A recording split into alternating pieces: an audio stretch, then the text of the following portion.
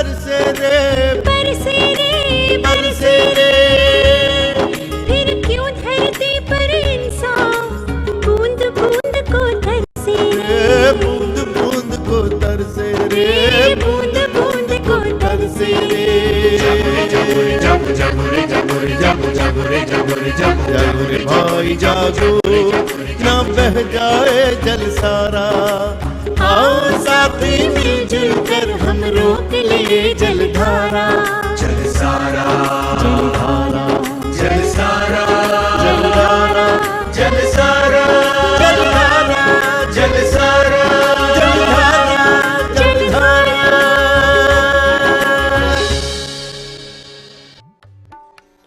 मैं आकाश। आगे बढ़ने से पहले पिछले सप्ताह की घटनाओं पर एक नजर। जूनागढ़ जिले के ही मानावत तालुका में स्थित है नाकरा गांव। रियासतों के दौर में ये गांव बॉबी रियासत का हिस्सा था। हर ओर खुशहाली थी, लेकिन 15 वर्षों से चले आ रहे सूखे ने इस गांव को भी तबाह कर दिया था। उन्हीं दिनों सौराष्ट्र जल धारा ट्रस्ट द्वारा चलाए जा रहे जल संचय अभियान की चर्चा नाकरा गांव में भी पहुंची।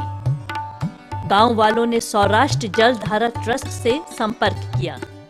गांव वालों की लोक भागीदारी एवं सरकार के अनुदान के बाद सौराष्ट्र जल धारा ट्रस्ट की जेसीबी मशीनों ने तालाबों की खुदाई का कार्य आरंभ किया। बरसात में जब ये सारे तालाब भर गए तो चारों ओर हरियाली ही हरियाली थी। गांव खुशहाल होने लगा था। मैं आकाश एक नए अनुभव और नई कथा के साथ पानी से हुए परिवर्तनों की क्रांति में एक नया अध्याय जोड़ने फिर आया हूं। आज का प्रारंभ एक नई तरह।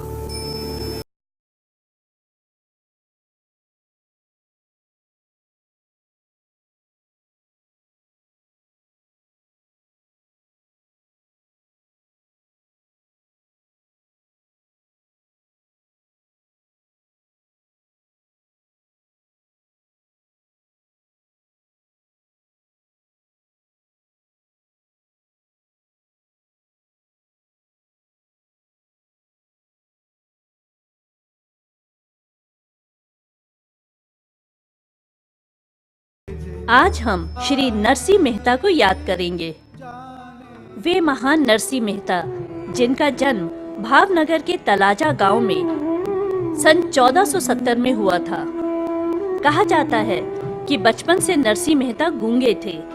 ईश्वर एवं महात्माओं की कृपा से जब उन्हें बोलने की शक्ति मिली तो उनके मुख से पहला शब्द राधे कृष्ण निकला था।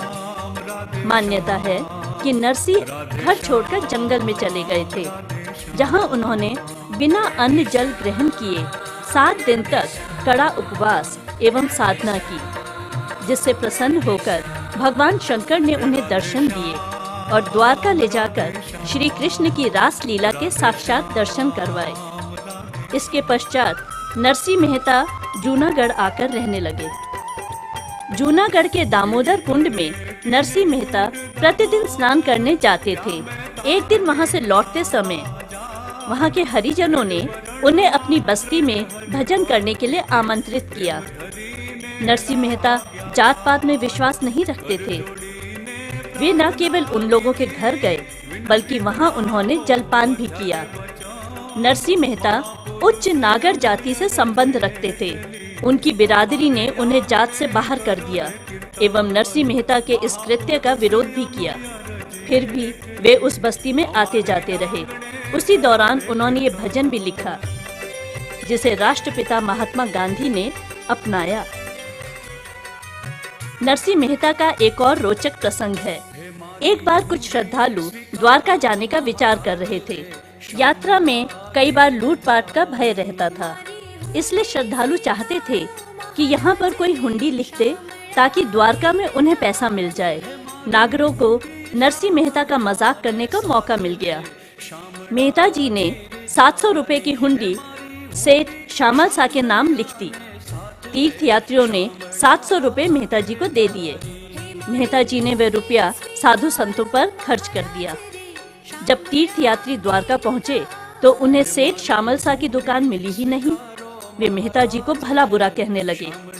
तभी भगवान ने सेठ श्यामल सा का रूप धारण करके तीर्थ यात्रियों को हुंडी के पैसे दिए और कहा, नरसी से कहना इस प्रकार की हुंडी हमेशा मेरे लिए भेजते रहे। धन्य है भगवान श्री कृष्ण एवं उनका भक्त शिरोमणि नरसी मेहता, जिन्होंने अपने जीवन में लगभग 1.25 लाख पदों की रचना की।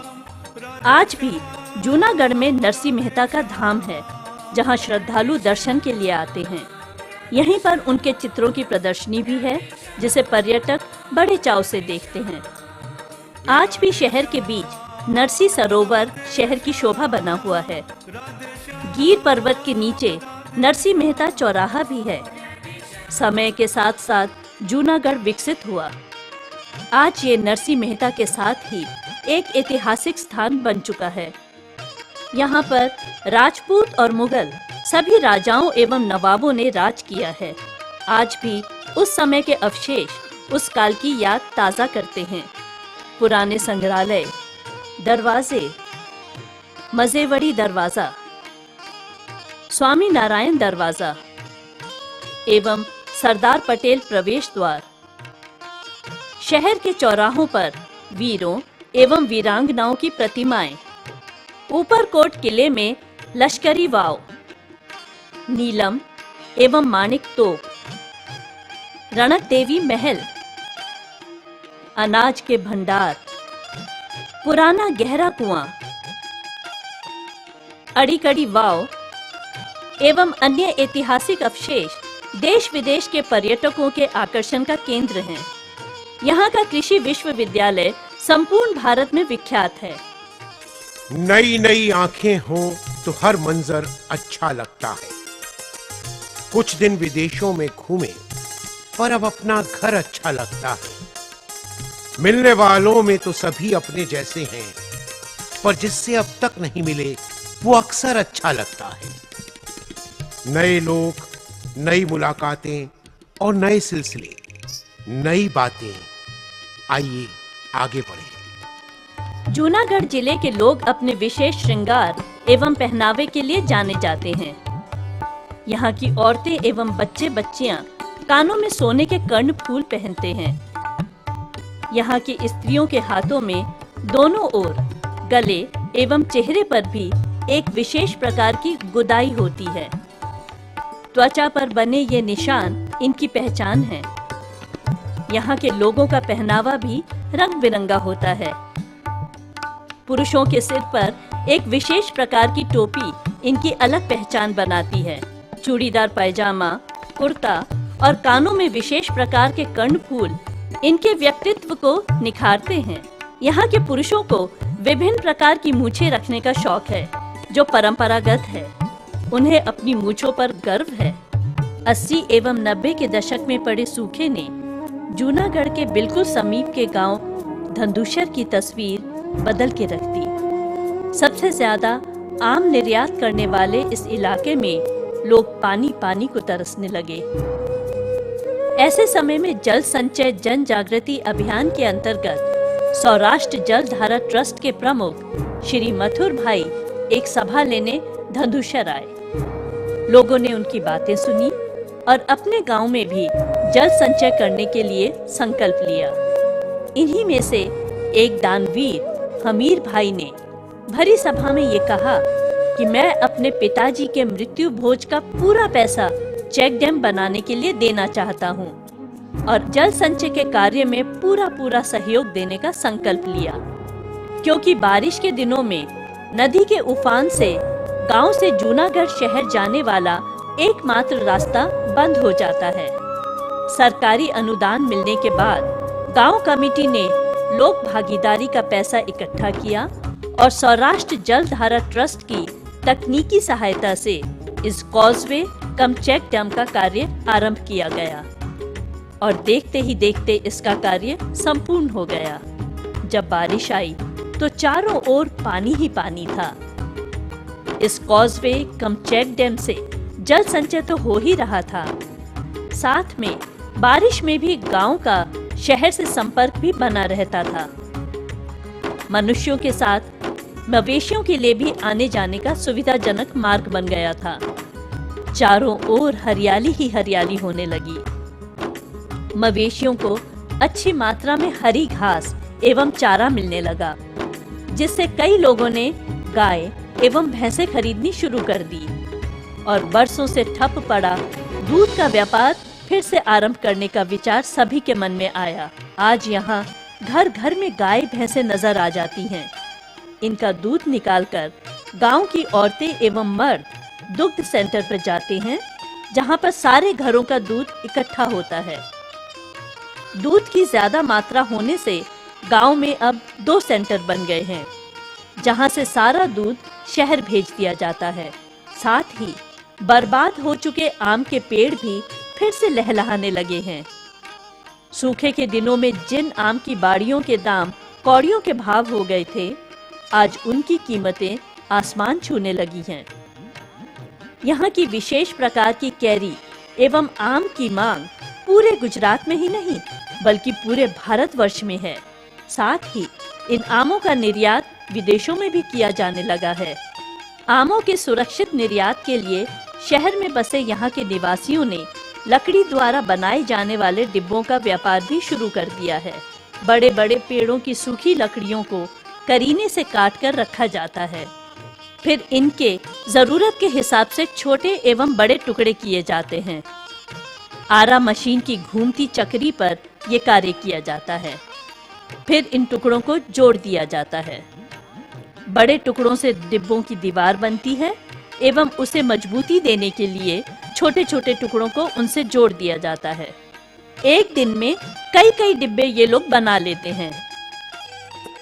परिवर्तन हर समाज और संस्कृति के लिए आवश्यक है और हर नया परिवर्तन एक नई दिशा देता है। मनुष्य की सोच और इच्छा उसे प्रगति की ओर ले जाती है। अपनी मर्जी से कहां अपने सफर के हम हैं, रुख हवाओं का जिधर का है उधर के हम हैं। विशाल उबेर नदी के किनारे पर आम की बाड़ियां ही बाड़ियां दिखाई देती हैं। आम का अच्छा व्यापार होने की वजह से इन बाड़ी वालों ने एवं गांव के अन्य किसानों ने मिलकर सौराष्ट्र जल धारा ट्रस्ट के सामने इस गांव में और भी चेक डैम बनाने का प्रस्ताव रखा।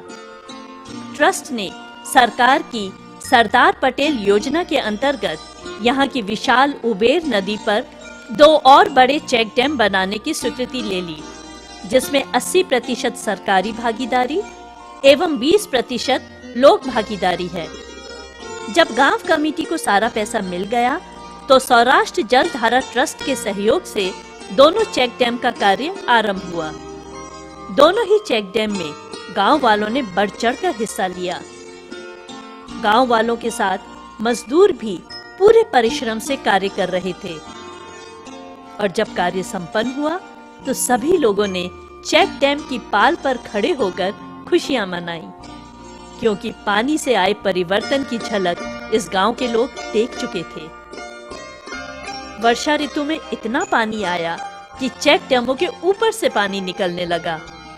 अब इस गांव में और अधिक मात्रा में जल संचय होने लगा है, जिससे आम के साथ साथ मूंगफली, गेहूं एवं अन्य फसलें भी उचित मात्रा में होने लगी हैं। किसान समृद्ध होने लगे हैं एवं अपना ध्यान पूजा पाठ के साथ साथ समाज सेवा में भी लगाने लगे हैं। अमावस्या के दिन कुत्तों को असली घी के लड्डू बनाकर खिलाए जाते हैं। साथ ही उन कुत्तों की भी रखवाली की जाती है जो कि बीमार हैं। खाने के समय एक विशेष प्रकार की आवाज निकालकर इन कुत्तों को बुलाया जाता है और बिस्कुट एवं अन्य सामग्री उन्हें खिलाई जाती है। यही नहीं, बीमार पक्षियों को भी पिंजरों में रखकर उनकी देखभाल यहाँ पर की जाती है। गौ सेवा के प्रति भी लोग विशेष रुचि दिखाने लगे हैं। यहाँ की बैंड पार्टी जितना भी धन कमाती है उसे गौ सेवा में दान कर देती है।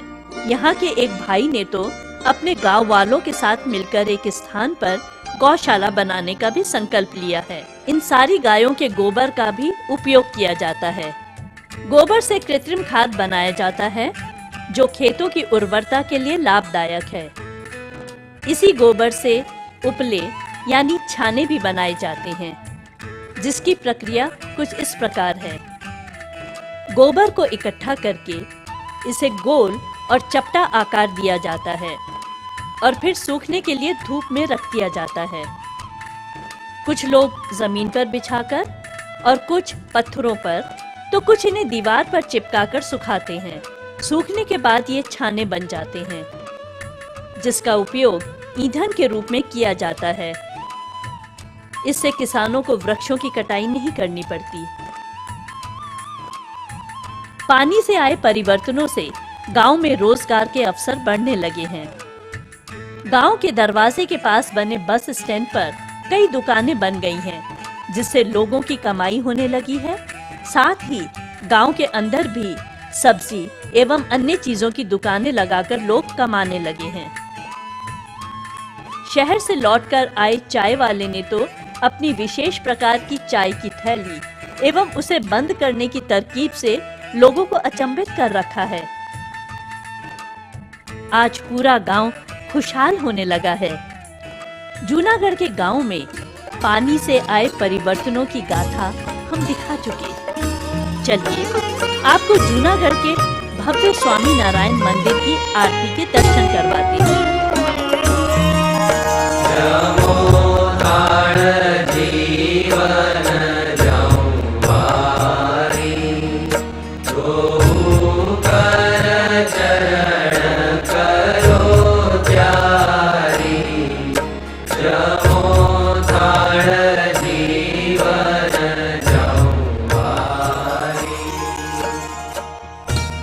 मेहनत और लगन कामयाबी की पहली सीढ़ियां हैं। आगे तो राह स्वयं बनती है। यदि हम सोच लें, ठान लें कि हमें कुछ करना है, तो सफलता निश्चित रूप से हमारे साथ होगी। आओ आओ चलें, बनाएं कुछ नई सोच, कुछ नए विचार, जिसमें हो कुछ कर गुजरने की मंशा, ना हो कोई विकार। आकाश उसे मिलेगा जो उस तरफ बढ़ेगा, मेहनत और मशक्कत से कर्म की सीढ़ी पे चढ़ेगा। दर्शकों, आप सभी को तक्षशिला कम्युनिकेशंस की ओर से ईद एवं क्रिसमस की हार्दिक शुभकामनाएं।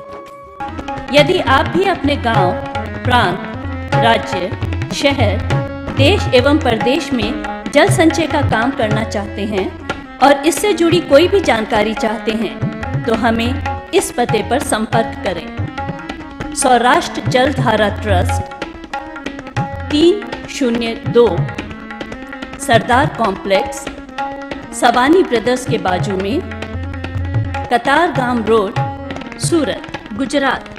फोन नंबर है 0261 253 2153 094 26 45 45 88।